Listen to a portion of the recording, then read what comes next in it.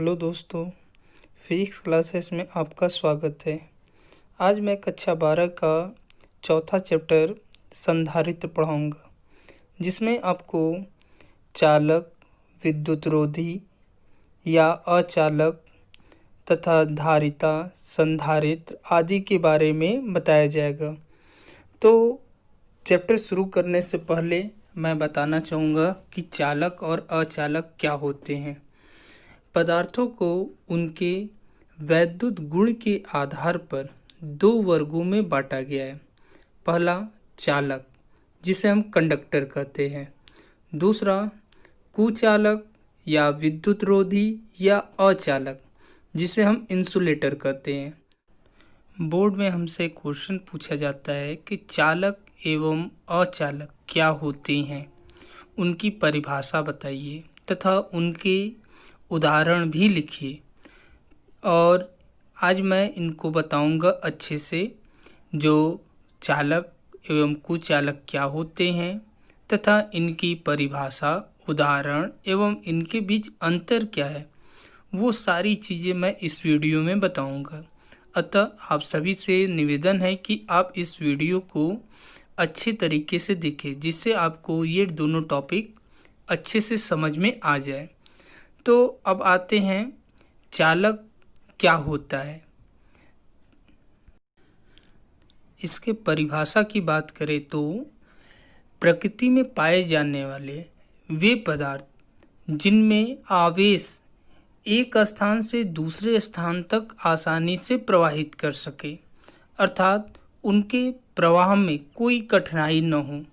और चूंकि हम जानते हैं कि जब किसी पदार्थ में आवेश का प्रवाह होता है तो उसके कारण उसमें धारा प्रवाहित होती है। अब इसके एग्जाम्पल की बात करें तो इसका एग्जाम्पल सबसे अच्छा जो चालक पदार्थ होता है वो चांदी होती है। चूँकि यह बहुत महंगा होता है, अतः यह व्यवहारिक रूप से प्रयोग में नहीं लाया जाता है। और भी बहुत सारे एग्जाम्पल है, जैसे हमारे शरीर के अंदर मौजूद जो ब्लड है वो चालक का कार्य करते हैं, जिससे हमारे शरीर में धारा का प्रवाह होता है। जब किसी हम कटे तार को अचानक छू लेते हैं तो हमारे अंदर धारा का प्रवाह होता है और हमें झटका महसूस होता है। और भी बहुत सारे एग्जाम्पल है, जैसे लोहा, एल्युमिनियम, तांबा, पारा, नमक का विलयन, अम्ल एवं क्षार आदि। अब हम जानते हैं कि चांदी जो है सबसे अच्छा चालक पदार्थ है। चूँकि यह महंगा होता है इसलिए हम इसका प्रयोग नहीं करते हैं, अतः व्यवहारिक रूप से हम एल्युमिनियम एवं तांबे का प्रयोग करते हैं। जैसे घरेलू लाइन जो आपका बिजली प्रयोग की जाती है, उनमें जो वायर होते हैं वो या तो तांबे के बने होते हैं या तो एल्युमिनियम के। चूँकि एल्युमिनियम और तांबा सस्ता होने के कारण यह व्यवहारिक रूप से प्रयोग में लाया जाता है। अब हम विद्युतरोधी या कुचालक की परिभाषा के बारे में जान लेते हैं। तो वे पदार्थ जिनमें आवेश का प्रवाह आसानी से न हो पाए, अर्थात उनमें आवेश का प्रवाह बिल्कुल ही न हो, जिसके कारण विद्युत धारा उनमें प्रवाहित नहीं होता है, तो ऐसे पदार्थों को विद्युतरोधी या कुचालक या अचालक पदार्थ कहते हैं। यह उन स्थानों पर प्रयोग किए जाते हैं जहाँ पर हमें धारा का प्रवाह नहीं होने देना है। जैसे आपका प्लायर यानी प्लास जो होता है, उसके हैंडल पर आपका प्लास्टिक का कवर लगा होता है, जिससे कोई भी इलेक्ट्रीशियन उसे आसानी से पकड़कर बिजली का काम कर सकता है। और भी बहुत सारे ऐसे एग्जाम्पल हैं जिनमें इन विद्युतरोधी पदार्थों का प्रयोग किया जाता है। अब इसके एग्जाम्पल की बात करें तो इसका एग्जाम्पल है कांच, प्लास्टिक, रबड़, सूखी लकड़ी आदि। इसमें लाख भी लिया जाता है। अब इसमें जो आपका सूखी लकड़ी है ये आपका कुचालक होता है, जबकि कोई हरी लकड़ी लिया जाए तो वह चालक की तरह व्यवहार करता है। एक क्वेश्चन पूछा जाता है कि हरी लकड़ी चालक होता है जबकि कोई पेड़ आपका एक कुचालक की भांति व्यवहार करता है, क्यों?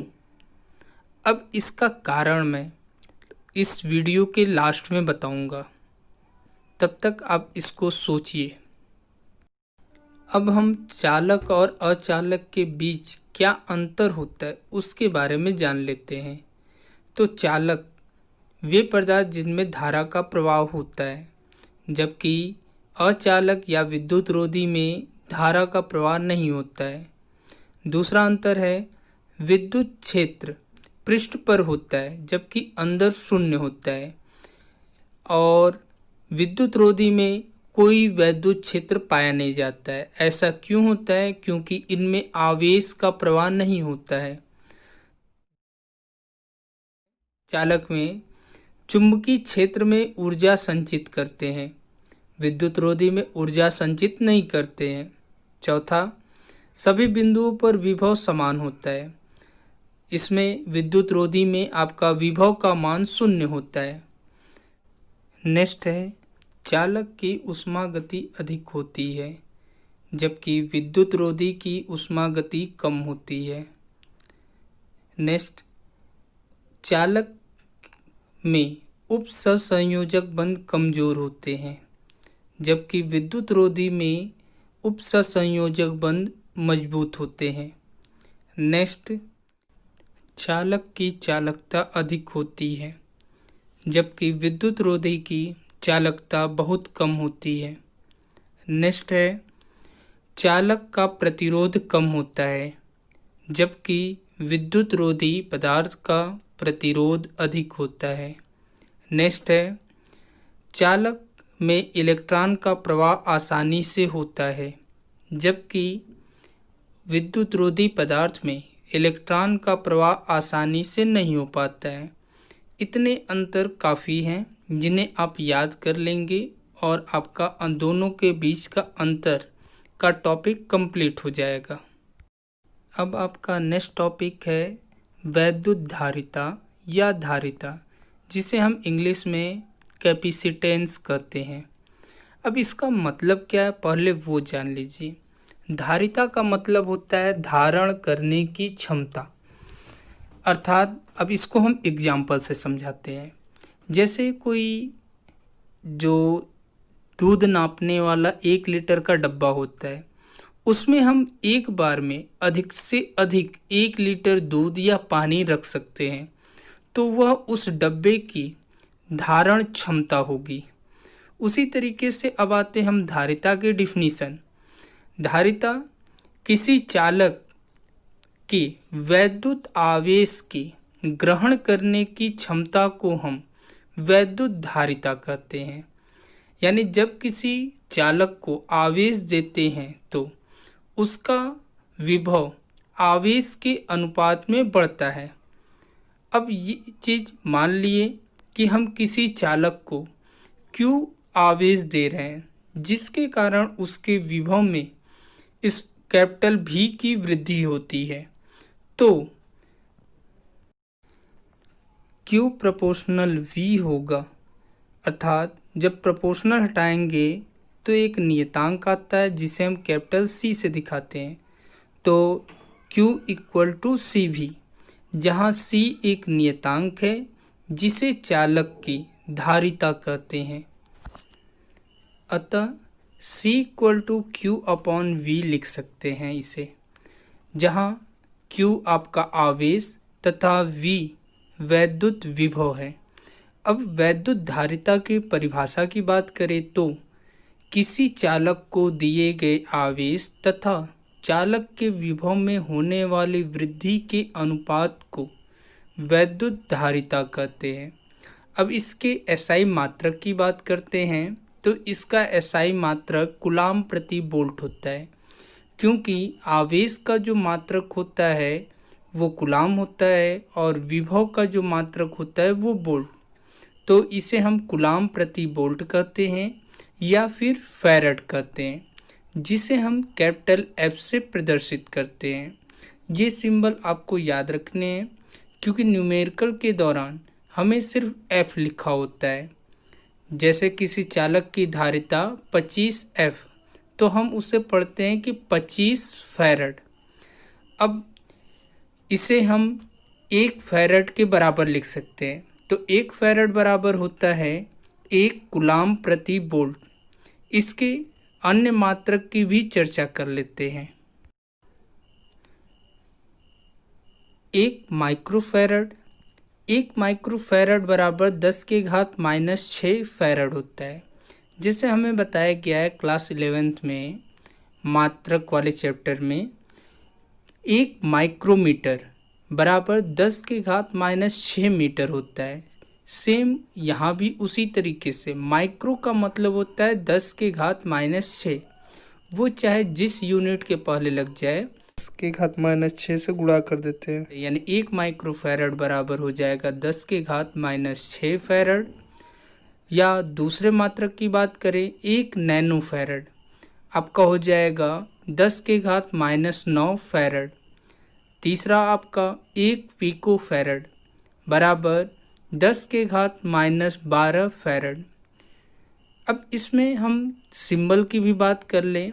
माइक्रोफैरड जो होता है उसको हम म्यू एफ से दिखाते हैं, तो आप इसे लिख लेंगे। जहाँ आपका माइक्रोफैरड है उसके आगे म्यू कैपिटल एफ। उसी तरीके से पिकोफैरड को पी एफ लिखा जाता है, स्मॉल पी कैपिटल एफ, जिसे हम पिकोफैरड पढ़ते हैं। जो 1 पिकोफैरड होता है वो 1 म्यू एफ के बराबर होता है, जिसे हम पढ़ते हैं 1 माइक्रोफैरड। वैद्युत धारिता एक अदिश राशि होता है, जिसके कारण इसका मान सदैव धनात्मक लेते हैं। अब हम वैद्युत धारिता की विमा की बात करते हैं, यानी विमी सूत्र। तो हम जानते हैं कि C बराबर Q/V होता है। तो C बराबर Q/V, V बराबर W/Q होता है। तो V की जगह W/Q रख देंगे तो Q आपका नीचे से ऊपर चला जाएगा, यानी Q²/W।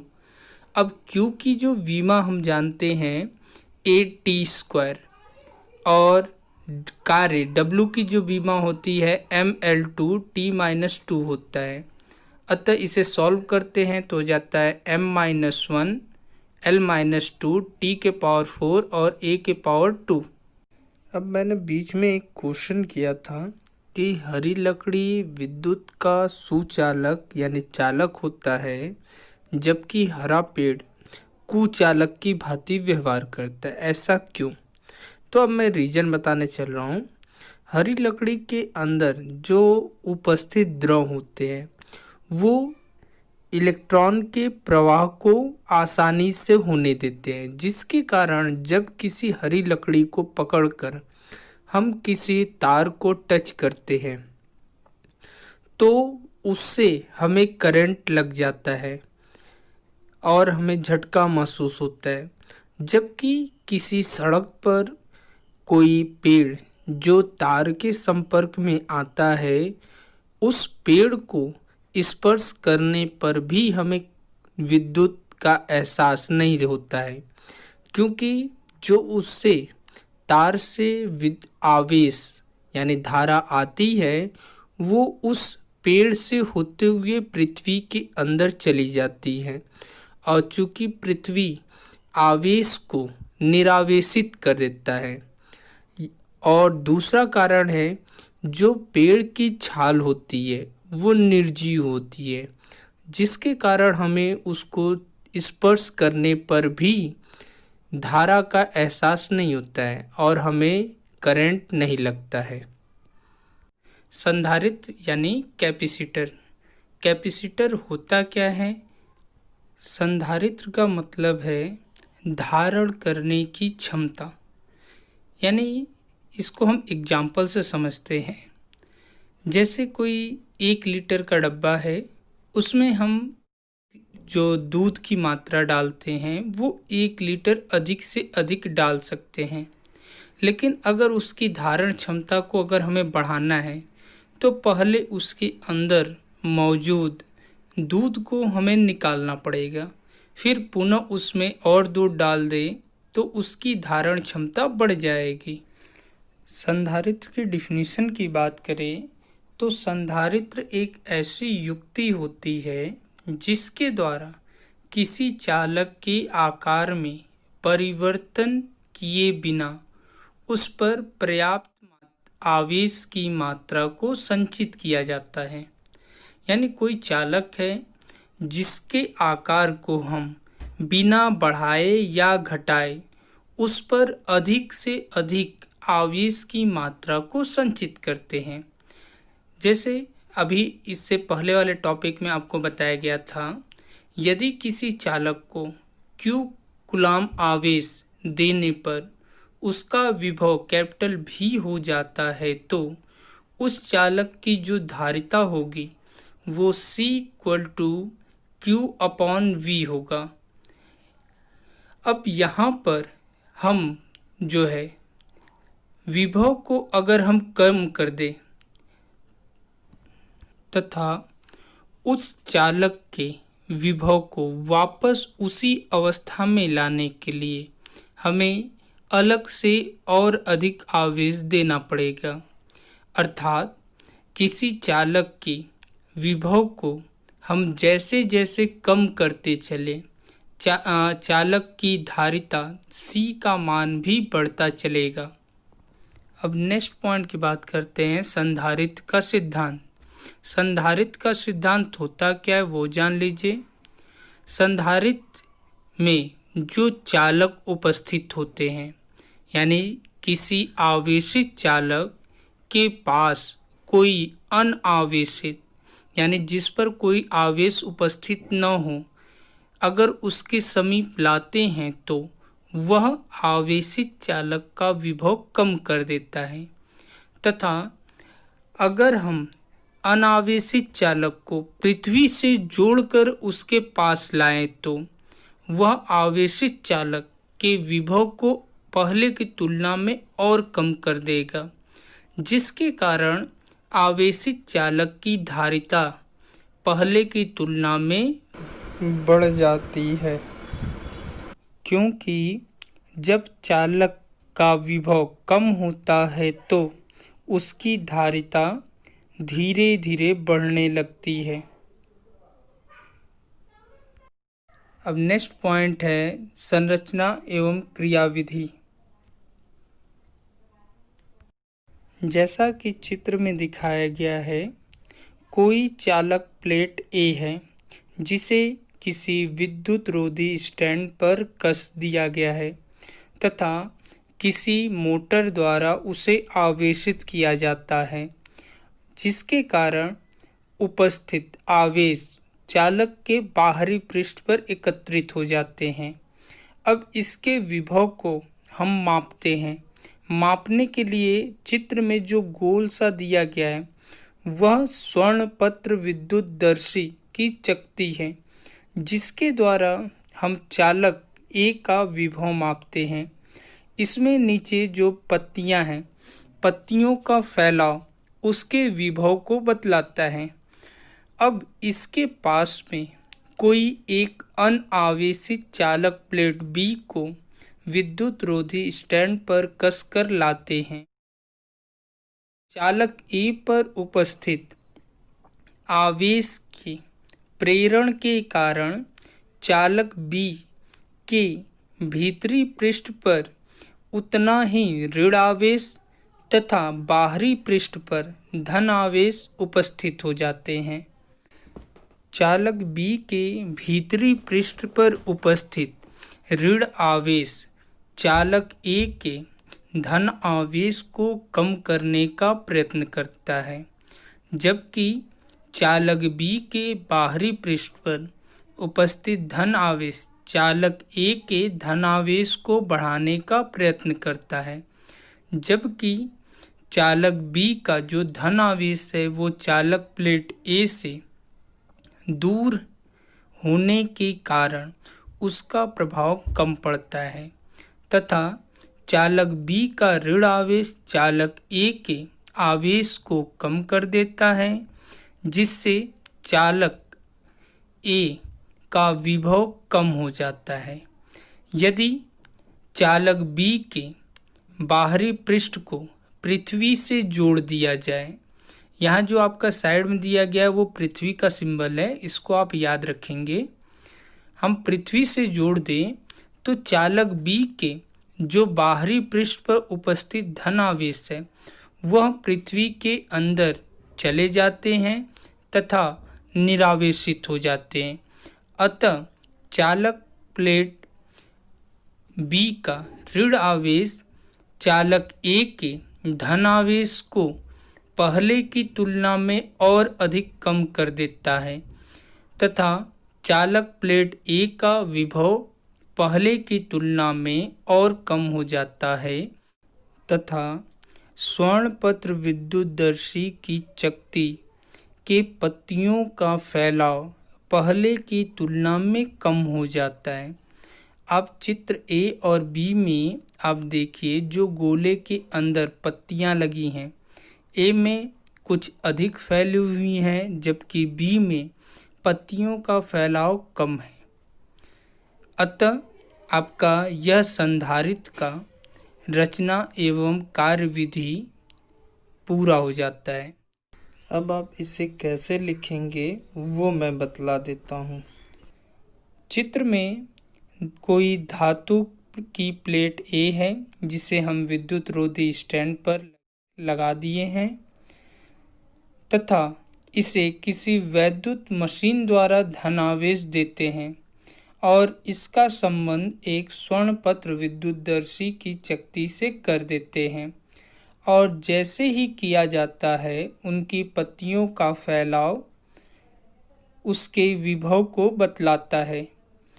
जब ए के समीप कोई अन्य धातु की प्लेट बी को किसी विद्युत रोधी स्टैंड पर कसकर लाते हैं तो इन पत्तियों का फैलाव कम हो जाता है और ए का विभव कम हो जाता है, क्योंकि प्लेट बी को प्लेट ए के समीप लाने पर प्रेरण के द्वारा प्लेट बी के सामने वाले पृष्ठ पर ऋण आवेश तथा पीछे वाले पृष्ठ पर उतना ही धन आवेश उत्पन्न हो जाता है तथा प्लेट बी का ऋण आवेश प्लेट ए के विभव को कम करने का प्रयत्न करता है, जबकि इसका धन आवेश उसे बढ़ाने का प्रयत्न करता है। प्लेट बी पर उपस्थित धन आवेश तथा ऋण आवेश की मात्राएं बराबर हैं, किंतु प्लेट बी का जो ऋण आवेश है वो ए के अत्यधिक समीप होने के कारण इसका प्रभाव धन आवेश की तुलना में अधिक पड़ता है, जिसके कारण प्लेट ए का विभव पहले की तुलना में कुछ कम हो जाता है। प्लेट ए के विभव को वापस उतना लाने के लिए हमें उसे अलग से और अधिक आवेश देना पड़ेगा। अतः प्लेट बी पर उपस्थित आवेश के कारण प्लेट ए की धारिता का मान बढ़ जाता है। अब नेक्स्ट है संधारित्र की धारिता को प्रभावित करने वाले कारक। संधारित्र की धारिता को प्रभावित करने वाले कारक निम्न हैं। पहला, यह प्लेटों के क्षेत्रफल पर निर्भर करता है, अर्थात संधारित्र में जो उपस्थित चालक की प्लेटें हैं उनका क्षेत्रफल बढ़ाने पर चालक की धारिता बढ़ जाती है। यदि संधारित्र की धारिता सी हो तथा प्लेट का क्षेत्रफल कैपिटल ए हो तो सी प्रोपोर्शनल कैपिटल ए होगा। दूसरा पॉइंट, प्लेटों के बीच की दूरी। यदि संधारित्र के प्लेटों के बीच की दूरी को हम कम कर दें तो संधारित्र की धारिता का मान बढ़ जाता है। यदि प्लेटों के बीच की दूरी को स्मॉल डी माने तो सी प्रोपोर्शनल 1/स्मॉल डी होता है। और थर्ड पॉइंट है, प्लेटों के बीच माध्यम पर, अर्थात अगर संधारित्र के बीच में कोई परावैद्युत माध्यम स्थित है तो उस परावैद्युत माध्यम के कारण उस संधारित्र की धारिता का मान बढ़ जाता है। यदि परावैद्युतांक को कैपिटल के माने तो C प्रोपोर्शनल कैपिटल के। नेक्स्ट पॉइंट है संधारित्र के उपयोग। संधारित्र के क्या क्या उपयोग हैं वो जान लीजिए। आवेश तथा ऊर्जा के भंडारण के रूप में प्रयोग किया जाता है। दूसरा, विद्युत फिल्टरों में प्रयोग किया जाता है। तीसरा, पल्स पावर एवं शस्त्र निर्माण में। चौथा, इसका सेंटर के रूप में उपयोग किया जाता है। इसके और भी उपयोग होते हैं, जैसे इलेक्ट्रॉनिक परिपथों में इनका प्रयोग किया जाता है, वैज्ञानिक अध्ययन में किया जाता है।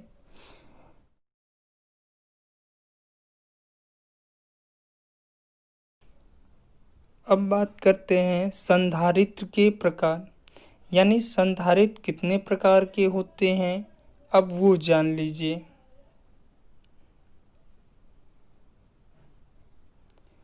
संधारित्र मुख्यतः 3 प्रकार के होते हैं।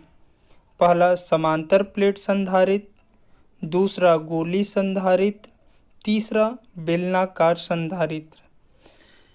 यूपी बोर्ड क्लास 12th में हमें सिर्फ 2 संधारित्र के बारे में पढ़ना है, गोली संधारित्र और समांतर प्लेट संधारित्र। गोली संधारित्र तथा समांतर प्लेट संधारित्र की परिभाषा, सूत्र एवं रचना के बारे में हम इस क्लास में विस्तृत अध्ययन करेंगे। पहला हेडिंग है गोली संधारित्र। गोली संधारित्र की परिभाषा क्या होती है, अब वो जान लीजिए। गोली संधारित्र जैसा कि आपको चित्र में दिखाया गया है, 2 गोले हैं जिनकी त्रिज्याएं R1 व R2 हैं तथा केंद्र 1 है, यानी 2 संकेंद्रीय गोले जिन पर समान परिमाण तथा विपरीत प्रकृति के आवेश होते हैं उन्हें हम गोली संधारित्र कहते हैं, जिनमें से एक गोले को पृथ्वी से जोड़ दिया जाता है, जैसा कि चित्र में दिखाया गया है। अब नेक्स्ट हेडिंग है गोली संधारित्र की धारिता। गोली संधारित्र जैसा कि चित्र में दिखाया गया है, 2 संकेंद्रीय गोले लेते हैं जिनका केंद्र O, छोटा गोला A जिसकी त्रिज्या स्मॉल r तथा बड़ा गोला B जिसकी त्रिज्या कैपिटल R है। इन पर क्रमशः +Q तथा -Q आवेश स्थित हैं। ये दोनों गोले एक दूसरे को स्पर्श नहीं करते हैं तथा गोले B को हम पृथ्वी से जोड़ देते हैं। अतः गोले A पर +Q आवेश के कारण वैद्युत विभव VA डैश इक्वल टू 1/4πε0 के Q अपॉन स्मॉल r। यहाँ पे त्रिज्या स्मॉल r है, इसलिए दूरी जो ली जाएगी स्मॉल r ली जाएगी, और कैपिटल के माध्यम का परावैद्युतांक है।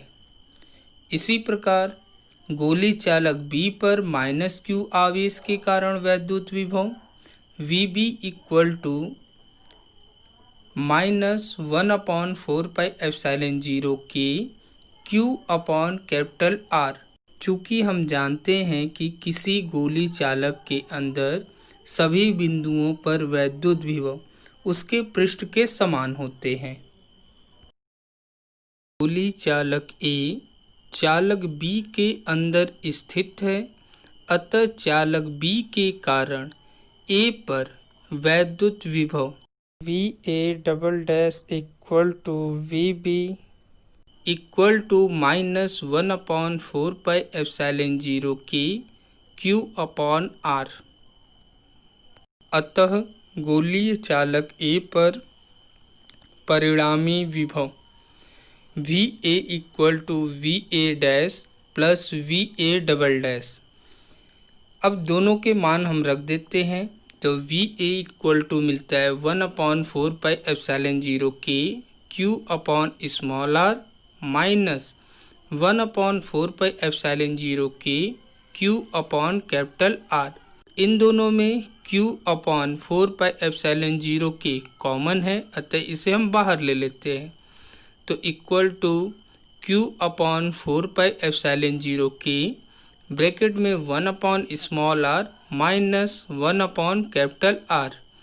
अब इन दोनों का ब्रैकेट के अंदर जो टर्म्स हैं उनका एलसीएम ले लेते हैं, तो आपका मिलता है q अपॉन 4 पाई एप्सिलॉन 0 के capital R minus small r बटे capital R into small r।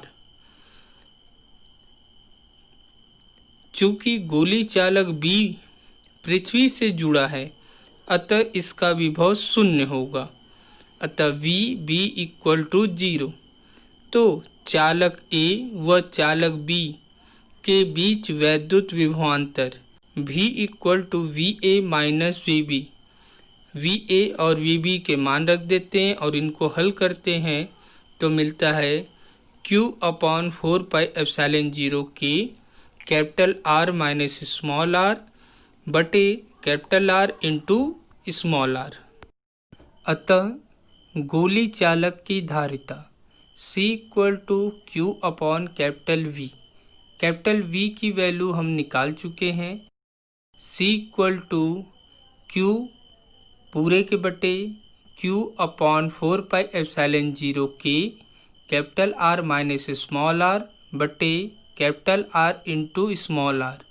अब ये जो नीचे वाले टर्म्स है 4 पाई एप्सिलॉन 0 के capital R into small r, ये ऊपर चले जाते हैं, तो हो जाता है small q into 4 pi epsilon 0 के capital R into small r बटे q ब्रैकेट में capital R minus small r। q से q कैंसिल हो जाता है, हमारा मिलता है C equal to 4 pi epsilon 0 के capital R into small r बटे capital R minus small r।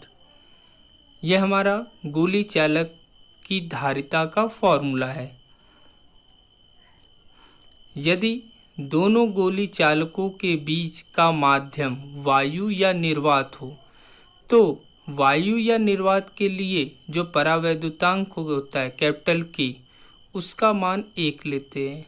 अतः गोली संधारित्र की धारिता C0 equal to 4 pi epsilon 0 capital R into small r बटे capital R minus small r, जहाँ C0 निर्वात में गोली संधारित्र की धारिता होती है।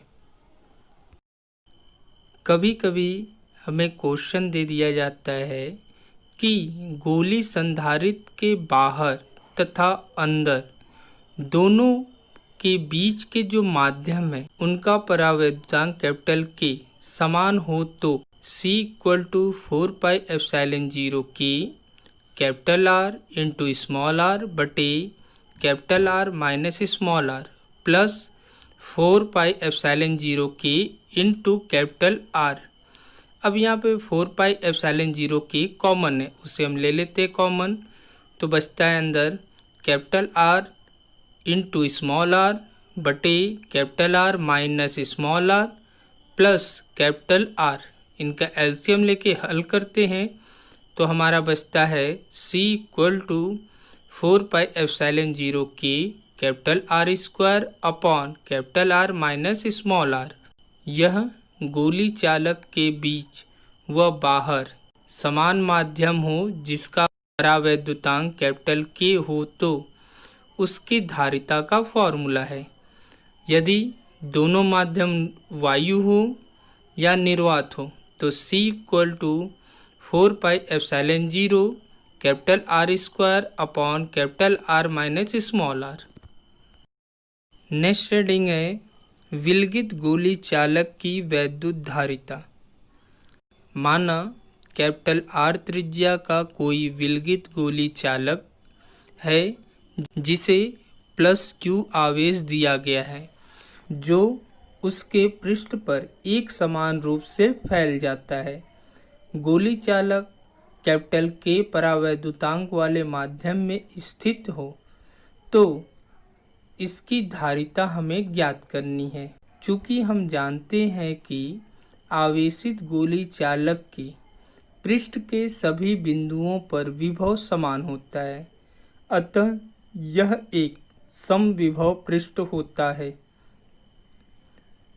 जिससे गुजरने वाली बल रेखाएं पृष्ठ के अभिलंबवत बाहर की ओर होती हैं तथा यह केंद्र से आती हुई प्रतीत होती हैं।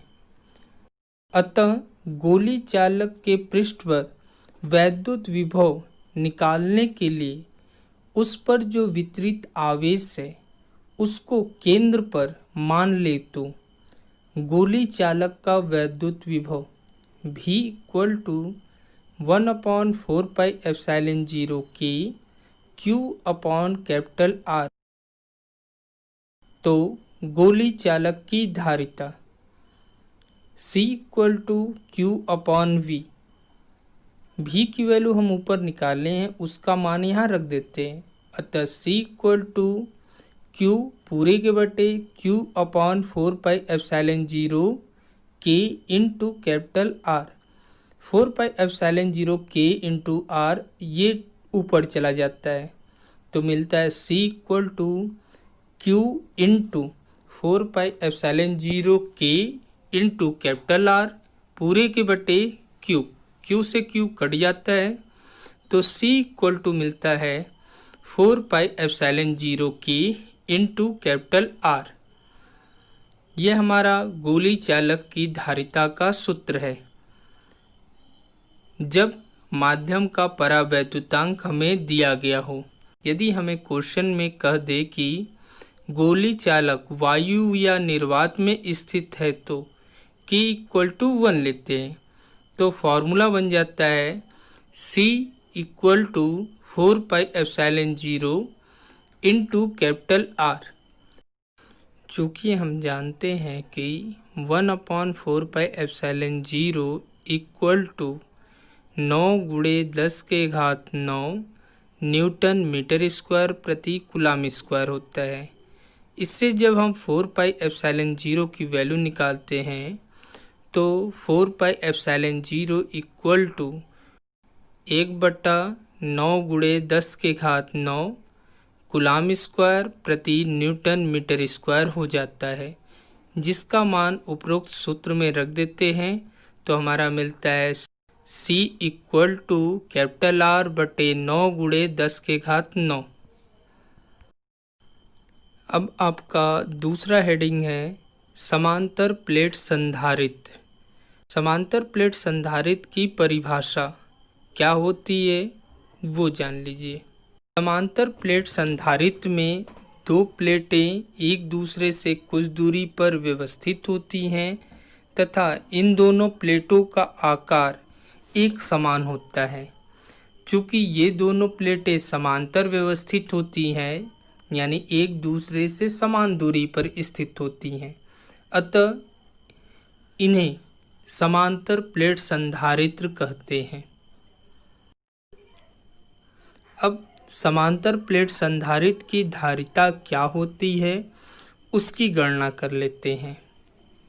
जैसा कि चित्र में दिखाया गया है कि कोई धातु की दो लंबी एवं समतल प्लेटें X और Y हैं जो एक दूसरे से d दूरी पर स्थित हैं। इन प्लेटों को किसी विद्युत रोधी स्टैंड से कस दिया जाता है तथा इन प्लेटों के बीच कोई विद्युत रोधी माध्यम जिसका परावैद्युतांक कैपिटल K है उसे भर देते हैं। माना समतल प्लेटों की प्रत्येक का क्षेत्रफल कैपिटल A है एवं इनके बीच की दूरी d है। जब प्लेट X को +Q आवेश दिया जाता है तो प्रेरण के कारण प्लेट Y के भीतरी सतह पर उतना ही माइनस क्यू आवेश तथा बाहर की ओर प्लस क्यू आवेश उत्पन्न हो जाता है। चूँकि प्लेट y पृथ्वी से जुड़ी है, अतः इसके बाहरी तल पर जो उपस्थित आवेश हैं प्लस क्यू, वह पृथ्वी में चले जाते हैं अर्थात निरावेशित हो जाते हैं। अतः प्लेटों के बीच एक वैद्युत क्षेत्र उत्पन्न हो जाता है जिसका मान सभी जगह एक समान होता है। यदि प्लेटों पर आवेश का पृष्ठ घनत्व सिग्मा हो तो sigma equal to Q upon A होगा। आवेश के पृष्ठ घनत्व की परिभाषा से लेते हैं। अतः गॉस के प्रमेय से इन प्लेटों के बीच उत्पन्न वैद्युत क्षेत्र की तीव्रता capital E equal to sigma upon epsilon, जहाँ epsilon equal to K epsilon 0 होता है।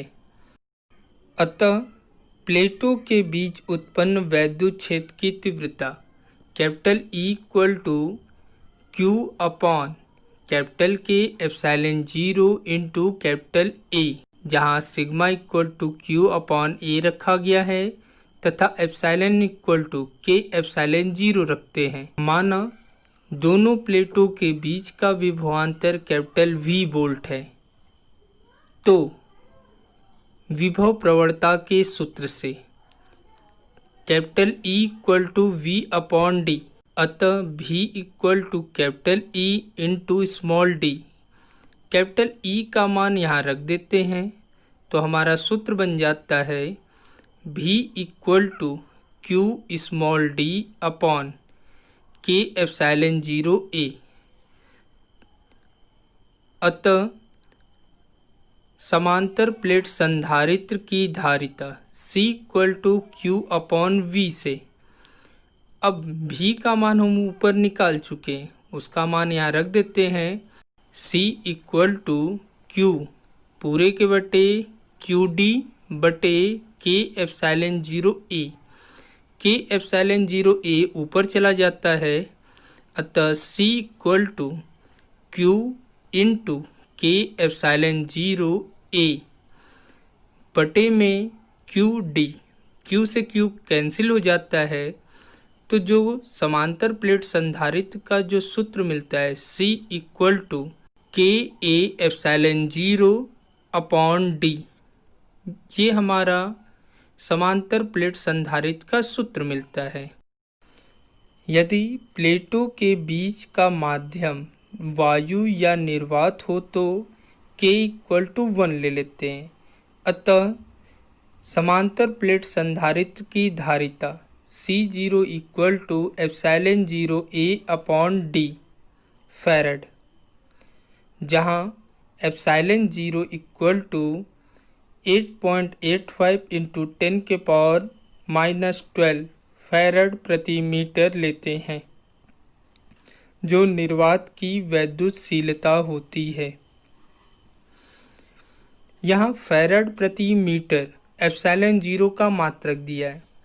ये भी बहुत इम्पोर्टेंट है, कभी कभी ऑब्जेक्टिव क्वेश्चन में इसको भी दे दिया जाता है, तो आप इसे याद रखेंगे। लास्ट क्लास में मैंने बताया था संधारित्र की धारिता को प्रभावित करने वाले कारक। संधारित्र की धारिता को प्रभावित करने वाले 3 कारक होते हैं। प्लेट के क्षेत्रफल पर निर्भर करता है, प्लेटों के बीच की दूरी पर तथा प्लेटों के बीच माध्यम पर। अब ये कैसे होता है आज मैंने उसके बारे में बता दिया। समांतर प्लेट संधारित्र की धारिता का जो सूत्र है C equal to K epsilon 0 A upon D, इस सूत्र से इन्हें परिभाषित किया गया है। प्लेटों का क्षेत्रफल बढ़ाने पर धारिता बढ़ जाती है, तो C प्रोपोर्शनल कैपिटल A। प्लेटों के बीच की दूरी पर प्लेटों के बीच की दूरी कम करने पर धारिता बढ़ जाती है, अर्थात C प्रोपोर्शनल 1 अपॉन डी। प्लेटों के बीच माध्यम पर संधारित्र के प्लेटों के बीच का माध्यम जितना अधिक होता है धारिता भी बढ़ जाती, अर्थात C प्रोपोर्शनल K। इन तीनों समीकरणों को हल करने पर C proportional KA upon small d, proportional हटाते तो एक नियतांक आता है जिसे हम एप्सिलॉन 0 लिखते हैं। C equal to KA epsilon 0 upon small d लेते हैं। इस सूत्र का निगमन अभी आपको बताया गया है, अतः आप इसे देख लेंगे और याद रखेंगे। संधारित्र का संयोजन कैसे किया जाता है उसके बारे में बतलाऊंगा। संधारित्र का संयोजन किसी परिपथ में दो या दो से अधिक अलग अलग धारिताओं वाले संधारित्र को जोड़ने की मुख्यतः दो विधियों का प्रयोग किया जाता है।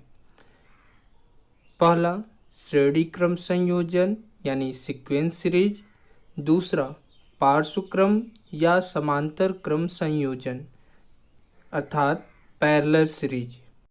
श्रेणी क्रम और समांतर क्रम होता क्या है, पहले उसे जान लीजिए। श्रेणी क्रम पानी को किसी पाइप के द्वारा ले जाया जाता है और यह पाइप अगर प्लास्टिक की 20 फीट वाली हो तो वे एक दूसरे से श्रेणी क्रम में जुड़ी रहती हैं, जिससे पाइप की लंबाई बढ़ती है और जिस खेत में हमें पानी ले जाना है वहाँ तक आसानी से पहुँच जाती है। दूसरा समांतर क्रम या पार्श्व क्रम। जब स्कूल में प्रेयर होता है तो एक कक्षा के बच्चे एक लाइन बनाकर एक दूसरे के पीछे खड़े होते चलते हैं, तो वह समांतर क्रम कहलाता है। नेक्स्ट हेडिंग है संधारित्र का श्रेणी क्रम संयोजन।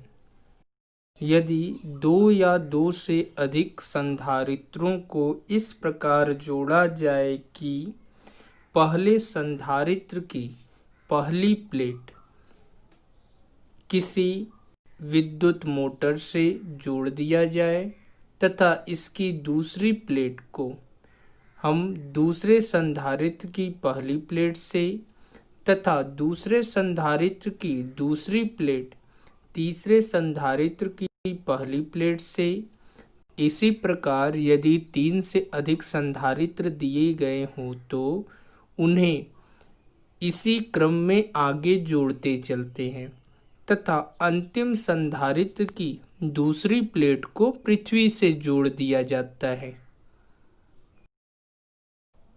अब पहले संधारित्र की पहली प्लेट को विद्युत मोटर से या किसी बैटरी के धन सिरे से जोड़कर उसे धनावेशित करते हैं तो प्रेरण के कारण दूसरे प्लेट की भीतरी पृष्ठ ऋणावेशित तथा बाहरी पृष्ठ धनावेशित हो जाती है।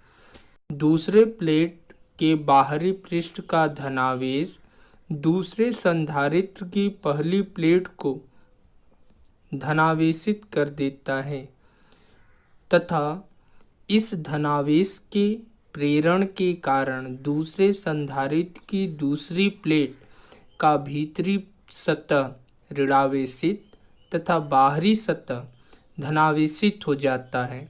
यही क्रम बार बार आगे बढ़ता रहता है और अंतिम संधारित्र के दूसरी प्लेट के बाहरी पृष्ठ का धनावेश पृथ्वी के अंदर चला जाता है। चूँकि इन्हें श्रेणी क्रम में जोड़ा गया है अतः इनमें बराबर आवेश की मात्रा उत्पन्न होती है।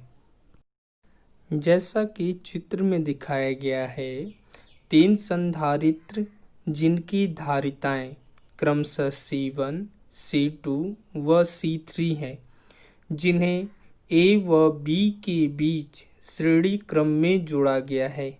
बिंदु A से पहले संधारित्र की पहली प्लेट को प्लस Q आवेश दिया जाता है। प्रेरण के कारण बाहरी पृष्ठ पर भी उतना ही प्लस Q आवेश आ जाता है। यह प्लस Q आवेश दूसरे संधारित्र की पहली प्लेट को आवेशित करता है। पुनः प्रेरण के कारण दूसरे संधारित्र की दूसरी प्लेट के भीतरी सतह एवं बाहरी सतह पर क्रमशः -Q व +Q आवेश उत्पन्न हो जाता है। +Q आवेश आगे वाले संधारित्र की पहली प्लेट को आवेशित करता है तथा यह क्रम आगे बढ़ता रहता है और अंतिम संधारित्र की दूसरी प्लेट के बाहरी पृष्ठ पर उपस्थित +Q आवेश पृथ्वी से जुड़े होने के कारण उसमें चले जाते हैं। सभी संधारित्र चूंकि श्रेणी क्रम में जुड़े हैं, अतः इनके सिरों के बीच का विभवांतर भी अलग अलग प्राप्त होता है।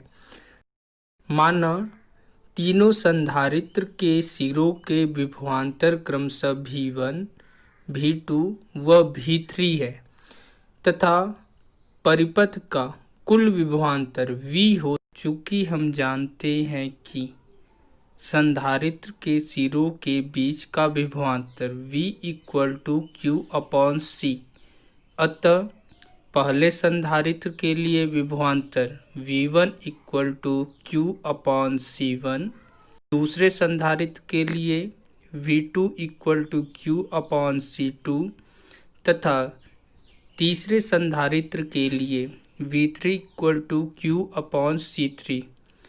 चूँकि परिपथ का कुल विभवांतर V है तो V = V1 + V2 + V3।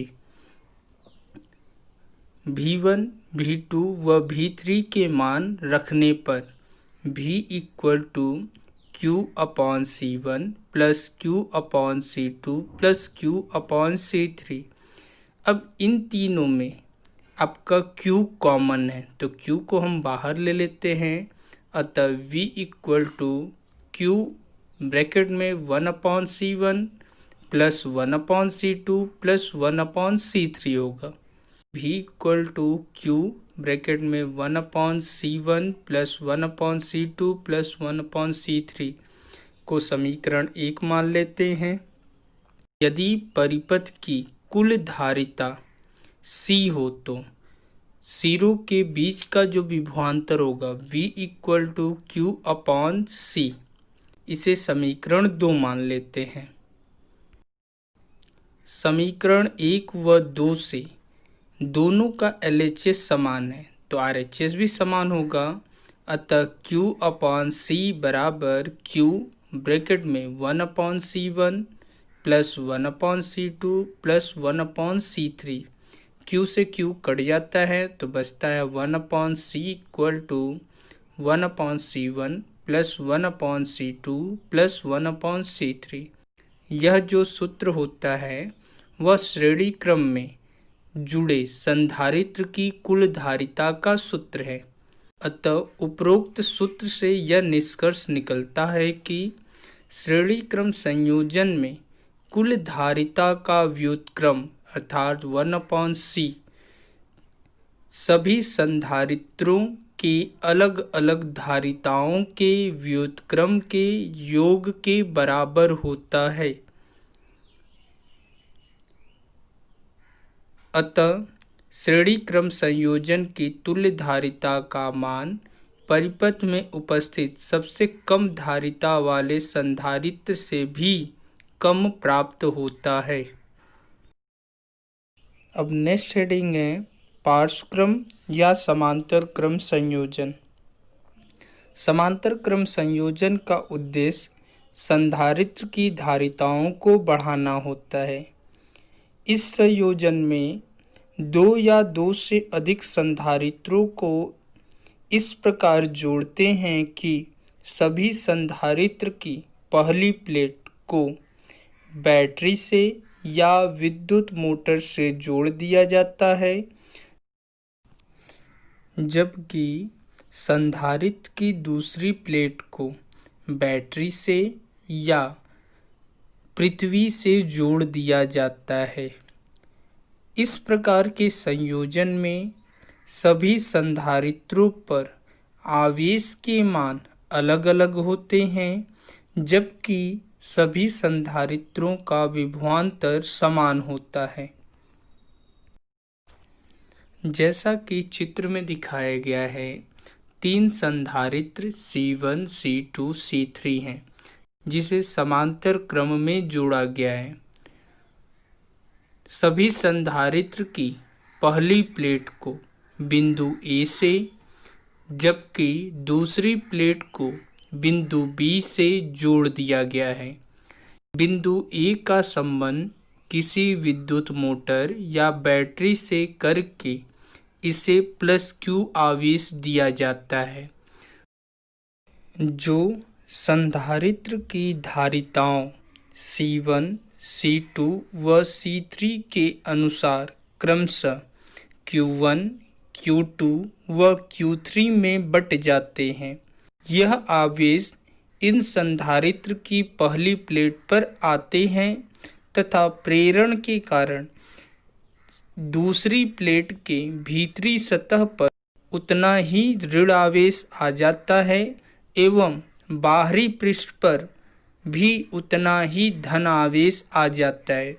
चूँकि दूसरी प्लेट का संबंध बैटरी के ऋण सिरे या पृथ्वी से किया गया है, अतः यह निरावेशित हो जाते हैं। सभी संधारित्रों का विभवांतर समान है।